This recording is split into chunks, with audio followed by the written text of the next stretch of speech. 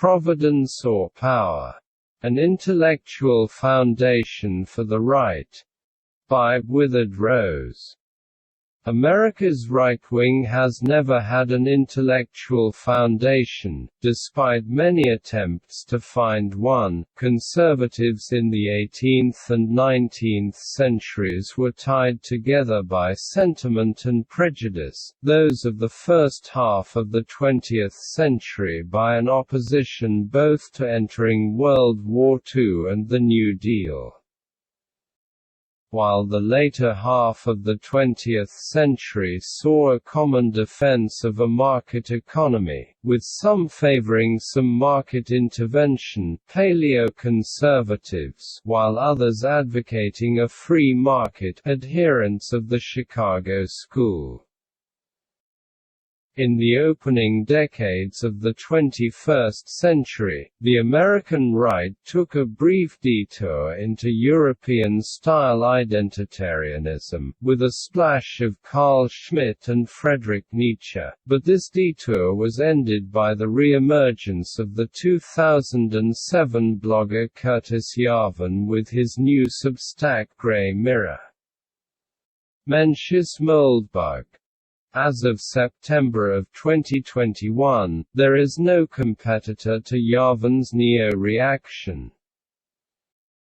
How long Yarvin's reign will last corresponds to how long before conservatives take a glance at Carroll Quigley and realize Yarvin's idea of decentralized power is a lie, and a cursory look at his donors and past affiliations will reveal him to be simply another neo-conservative Trotskyite. 1.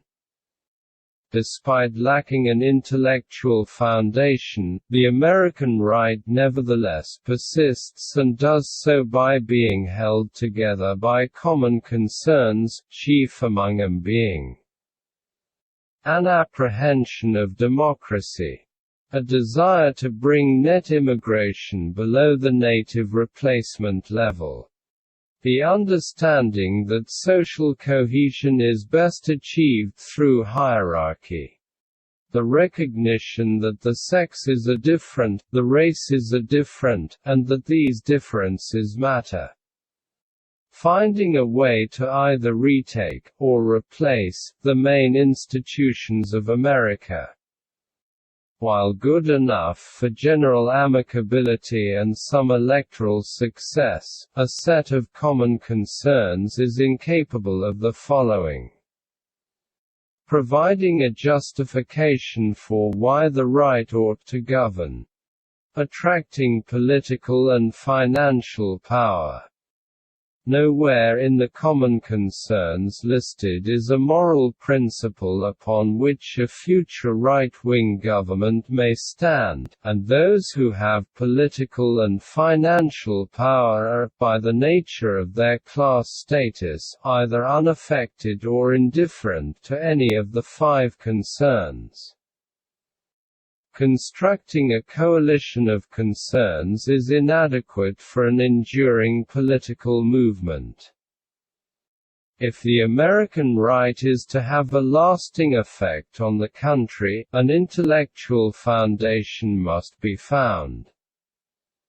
This foundation, if the right is to stay true to its common concerns, must be capable of providing the following: a critique of democracy, a justification for maintaining heritage Americans' demographic dominance, an explanation for why hierarchy is socially necessary, an account for racial and sex differentiation and why this matters politically, a strategy for gaining institutional power.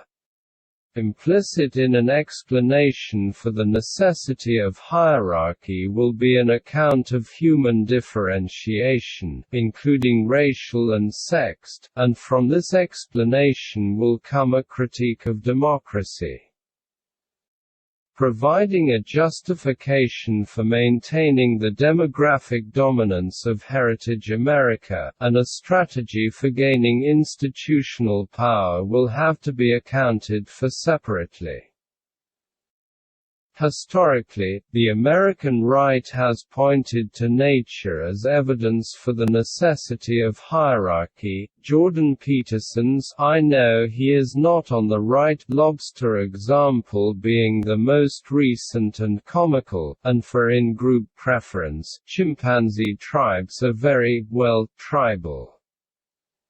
Hoping to articulate the 5 points above, leaving out the numerous examples of naturally occurring behaviors that would irk a man of the right if implemented in human society: matriarchy, homosexuality, fluid sexes, etc.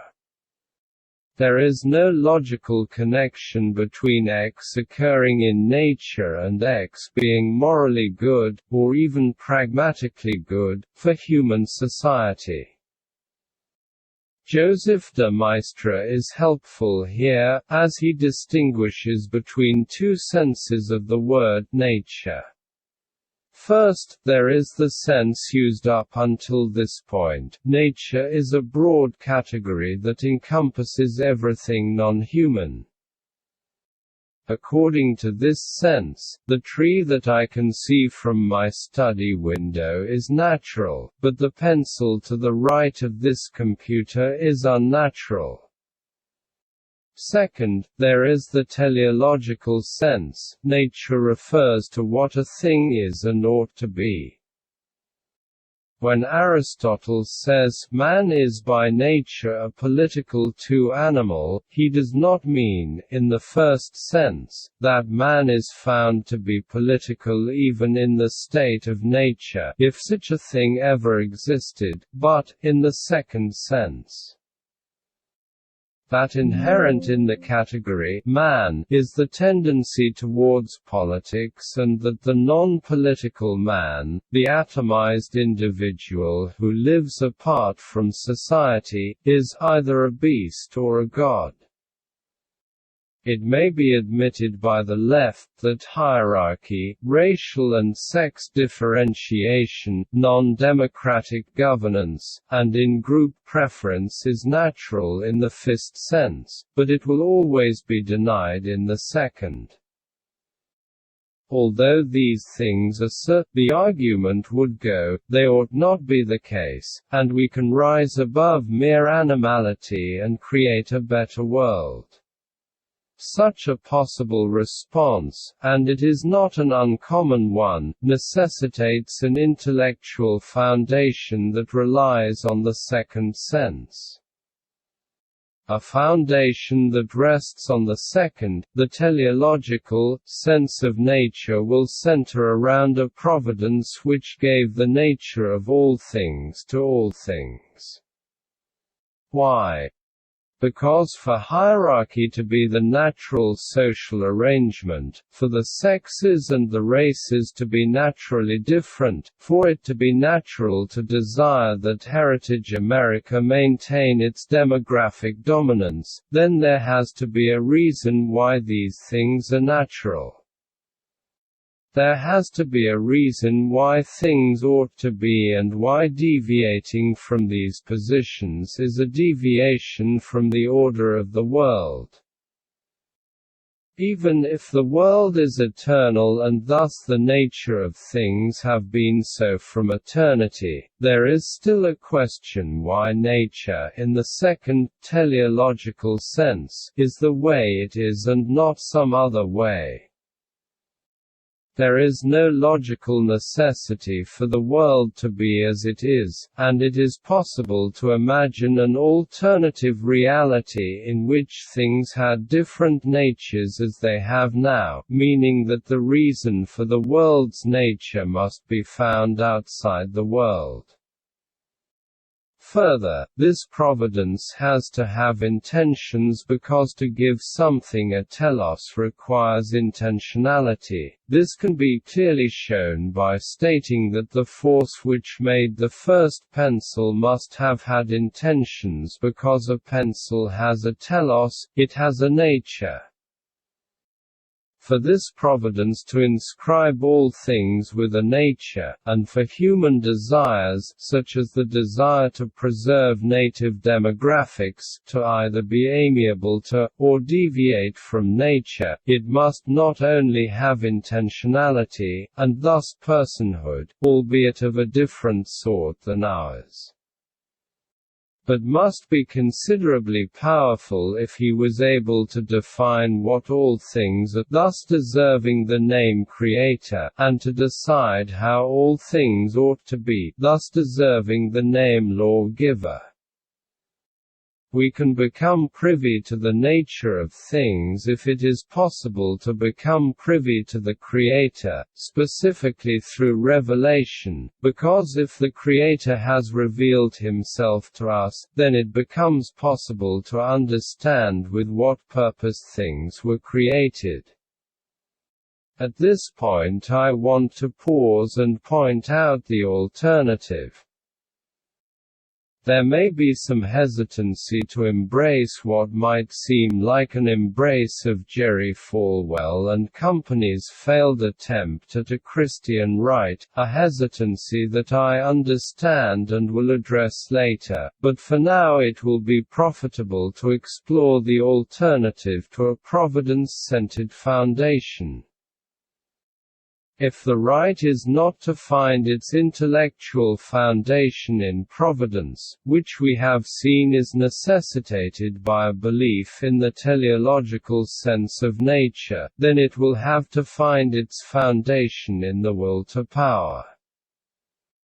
Not having a foundation in nature, which is beyond the temporal and the human, the alternative will have to be found in the temporal and the human.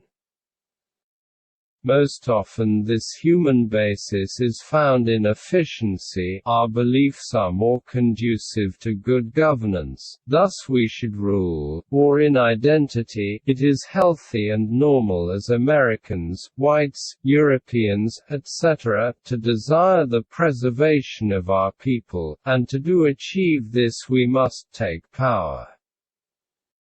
Neither of these approaches are necessarily bad, they address real concerns and have been shown to produce strategic victories, but they cannot serve as the right's intellectual basis.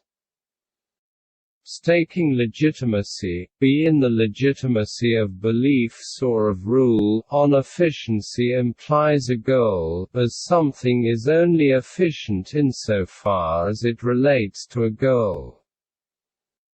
I can be more efficient at taking care of my house, for example, and how my efficiency is measured is in direct relation to my goals: cleanliness, organization, functionality of my utilities. When someone says, "I can efficiently govern," or "my beliefs and morals are more conducive to good governance," this person has some goal in mind. This goal, whatever it may be, will necessarily imply the following moral claim: it is a good thing for this goal to be reached. Moral claims in the absence of nature, in the absence of teleology, are dubious and untenable because there can be no moral claim without the corresponding "things ought to be this way," but if this "ought" is not rooted in something beyond human desire, then the moral claim is reduced to the mere will to power. Maybe this does not bother you, but it should. Why? Because if your moral claim rests upon your desire to impose it, then there is no basis for which you can protest someone with the mirror opposite moral claim who is stronger than you and wishes to impose his will on you. Sure, you can say, well, their moral claim will be bad for me and those I care for, but they could say the same about your claim. Morality is thrown away, life becomes a contest of strength, and the right, especially when it is the dissident position, will have no foundation upon which it can justify its ideals or its rule. Moving on to identity, while the foundation of identity has seen a resurgence in the 21st century, and having its most rigorous defenders in Jared Taylor, Andrew Joyce, and Alain de Benoist, it too reduces to the will to power. If my morals derive from my identity as an American, white, Frenchman, Englishman, Belgian, etc., then there is no substantial difference between my morals and the morals derived from Chinese, Jewish, or Indian identity. Sure, I might prefer my morals to some other identity, but what can I justify the desire to see my morals prevail politically? Either I could say, because it is my identity and my morals, and there is nothing wrong with me wanting those dominant in society, or I could say, well, look at my civilization and then look at theirs, my morals clearly produce better results. In the case of the latter, we have already seen how that is mere will to power. In the case of the former, there is no error theory, there is no way for me to determine if my identity is in the moral right or the moral wrong. It is logically possible that there could exist a society that produces a set of moral values that are beneficial to its own community, but these morals turn out to be vicious rather than virtuous. Seeing that this is a possibility, and there being no error theory, any foundation upon identity will leave the right in a morally dubious position.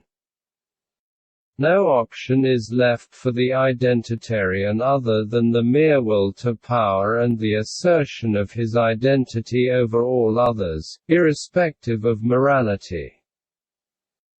As said above, if your moral claim rests upon your desire to impose it, then there is no basis for which you can protest someone with the mirror opposite moral claim who is stronger than you and wishes to impose his will on you.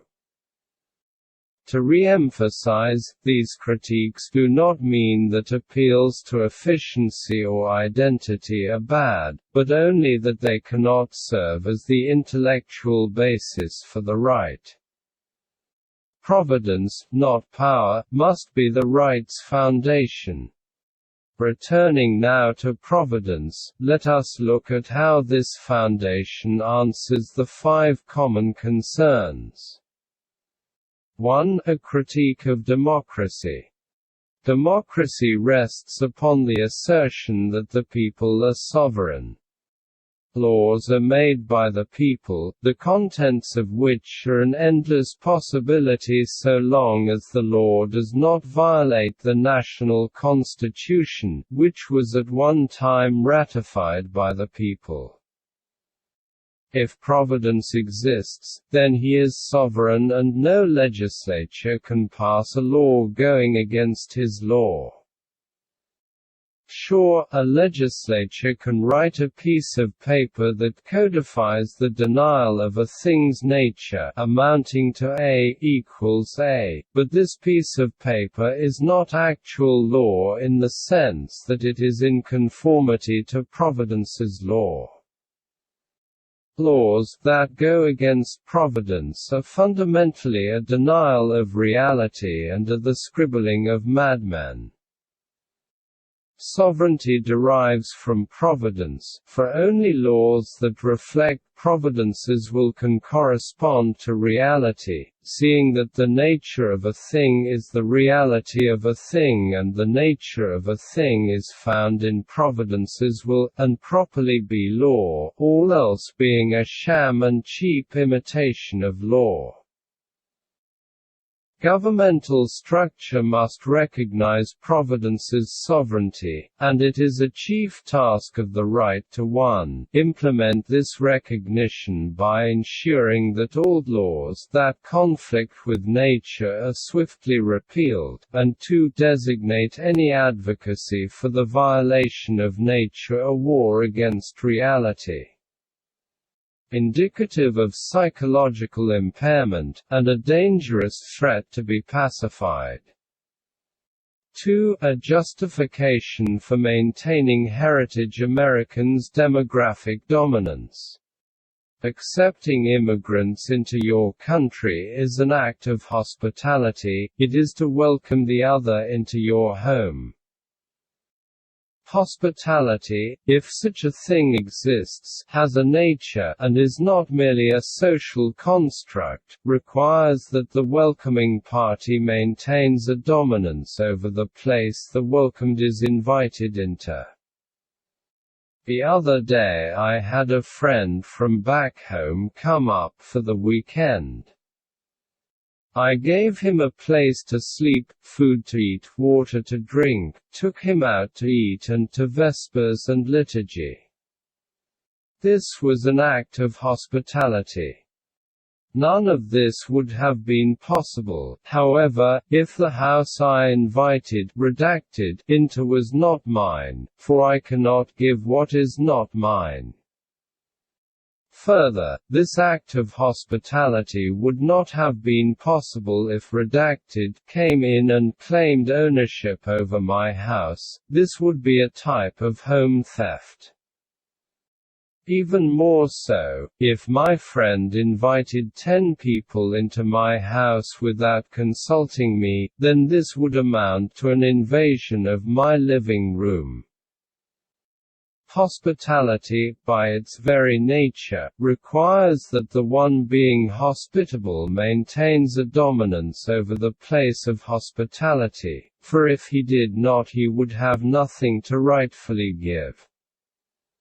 When the question of immigration arises, this must be kept in mind and acknowledged that if heritage Americans do not own their land, which requires demographic dominance, then they cannot rightfully offer up that land to the other in an act of hospitality. Inviting replacement-level immigration into America is no more hospitable than me inviting 20 people of the street into my home and for them to then assume ownership over my house. None of this means anything if there is no such thing as hospitality, if it is merely a term that describes a fleeting social construct that could be completely different in another country and in another era. Only if there is a nature of hospitality, a way that it really is and ought to be, regardless of how different societies may interpret it, can this be a legitimate basis for maintaining the demographic dominance of heritage America. And we have seen above that this requires the existence of providence.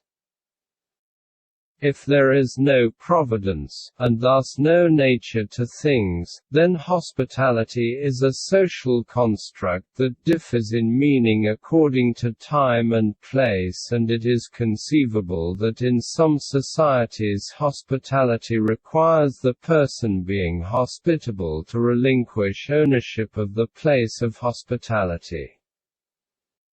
And if such a conception of hospitality exists, and it surely does, then to privilege the conception of hospitality I laid out above is to privilege one culture above another, which we have seen reduces to the will to power. 3. An explanation for why hierarchy is socially necessary. Our Creator is above us in all regards, for He made the heaven and the earth. We ought to submit to the laws of Providence, for He is supremely wise and good. Hierarchy is already present. Since there is a law above us, summarized as equals A, and that we ought to learn from and follow this law, then there are to be those who teach the law types of Moses, and those who ensure society operates according to the law Aaron. Behind the symbol of the Byzantine eagle is this meaning, for the eagle is comprised of two halves, one holding a cross or orb, symbolizing the Word of God, one holding a sword, but both making up one whole, symphony between the religious and the political, not a theocracy. Without teachers, who have more authority, and are thus higher than their students, no one could know the law. Without political rulers, who necessarily have power over the ruled, there would be no way to hold society to Providence's law. 4. An account for racial and sex differentiation and why this matters politically. Since natures exist, then for however long the races and sexes have existed there has existed a nature of each race and each sex. If something exists, then it exists by the will of Providence, and Providence willed it to be a certain way. Races and sexes exist, therefore there is a way that Providence willed them to be, and this is their nature.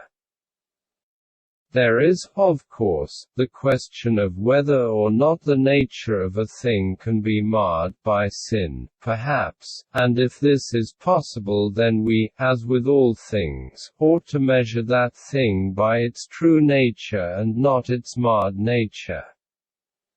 This being said, it would be foolish to not take account of fallen reality and only pay mind to how things were intended to be. If it is true that the races and sexes are different, then society needs to be arranged in such a way that makes room for these differences. To do otherwise would be akin to making a law that birds can only get around by hopping like rabbits and rabbits can only go to and fro by flying. How this looks is a question beyond the scope of this post, but that the races are different, the sexes are different, that this is not a bad thing, it is, rather, a gift from the Creator, and that society ought to make room for these differences has been shown. 5. A strategy for gaining institutional power. Of all the points this is the most difficult. What has been said up until now has dealt with things beyond the contingencies of politics, but now these contingencies need to be addressed. If I am completely honest, I cannot give an adequate answer yet. What I can do is explain why American religious right of Falwell and Bush Jr. failed, and point towards a more successful model for a religiously informed right. Falwell and Company could have been successful, but they mistook an intellectual foundation for a political platform. Rather than having Protestantism as an intellectual foundation for their politics, Falwell and Company made Protestantism their political platform.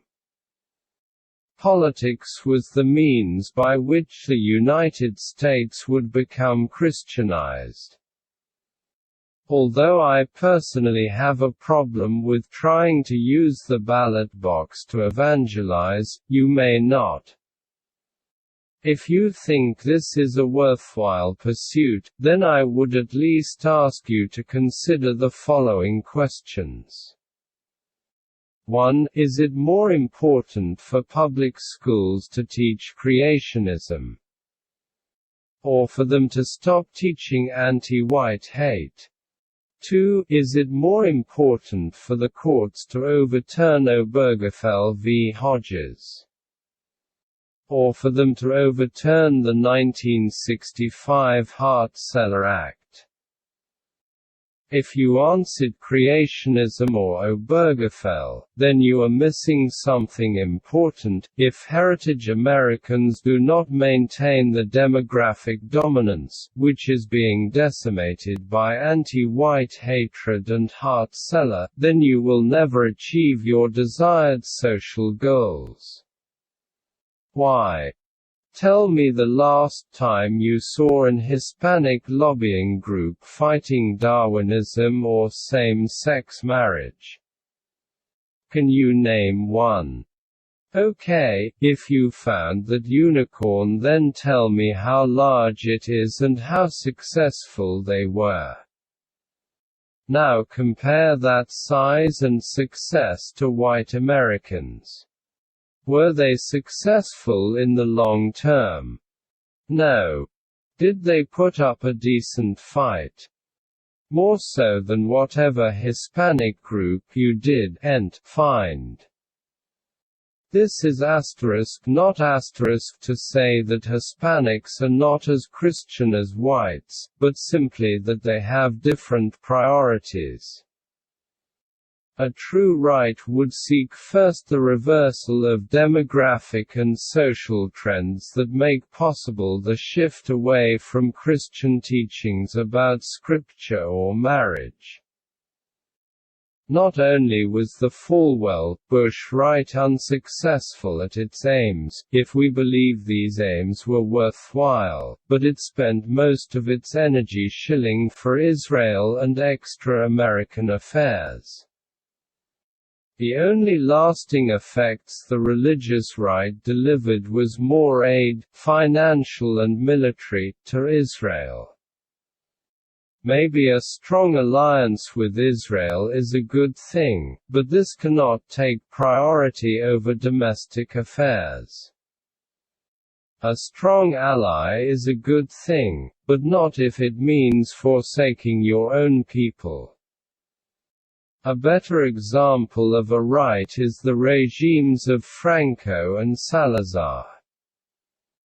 Both had Providence as their intellectual foundation, but instead of trying to make the Bible their political platform stood on the Bible. Hierarchy was maintained, democracy was rejected, and those who opposed nature, communists mainly, were crushed. Unlike most of the national movements of the interwar years, Franco and Salazar's regimes lasted beyond the Second World War and walked the middle path between extremism, mass slaughter, and weak-will. See Antonio Primo de Rivera's hesitancy to resist communists by force. It is true that neither regime was perfect, and both Spain and Portugal are in similar conditions as the rest of Europe, but they can teach us some lessons about maintaining power. 1. Suspend elections and embrace the monarchical principle.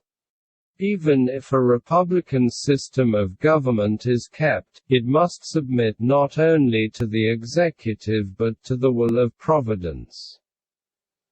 As soon as a right wing takes power, international leftism will seize and find any means to oust the new regime, and for this only a strong hand can keep the rats away. Perhaps a state of exception can be called and justified on the basis that the country has been overrun by people who war against nature and seek to impose by force the lie that A equals A.3. 2. Systematically disenfranchise leftist thought leaders, expel them from the universities and from the media. Political disagreement is to be tolerated, as no one party or faction is infallible, but the denial that nature exists, leftism, has as much place in the political as flat Earth has a place in the scientific. 3. If necessary, mobilize the military to protect the integrity of the nation. Extremism, of the right or the left, needs to be put down swiftly and humanely. Nothing is more dangerous to a new regime than extremists trying to influence, or tear down, the new order. I do apologize for not giving you a map to power, I am not that person. Hopefully, in spite of that, these lessons from Franco and Salazar can help with the retention of power. An intellectual foundation for the right must either be providence or power. The former is internally coherent and has over 2,000 years of Church Fathers, philosophers such as Soren Kierkegaard, Maurice Blondel, Gabriel Marcel, Vladimir Solovyov, Joseph Pieper, and Boethius, and political thinkers like E. F. Schumacher, Joseph de Maistre, Thomas Carlyle and Ivan Ian. The later is internally incoherent and can only lay claim to the mentally disturbed class of Friedrich Nietzsche and Emily Bronte. 4. Curtis Yarvin, unless you like neoconservatism, is no intellectual foundation for the right. 1. If you want a good look into Yarvin's backers and his intimate ties to the neoconservative establishment, then I would recommend taking a look at the opening half of this blog post. 2. The point will be missed if we take Aristotle to be speaking of politics as it occurs in the modern world. For Aristotle, politics, which derives from the word polis, meaning the community, meant communal interaction. To be a political animal, then, meant that man, unlike the other animals, form community, towns, farmers' markets, and other complex forms of social interaction. 3. This is reference to Carl Schmitt's political theology, particularly Chapter 1, the definition of sovereignty. 4. Both of whom, despite their confusion, you should read. Start with Beyond Good and Evil for Nietzsche, and Wuthering Heights for Bronte.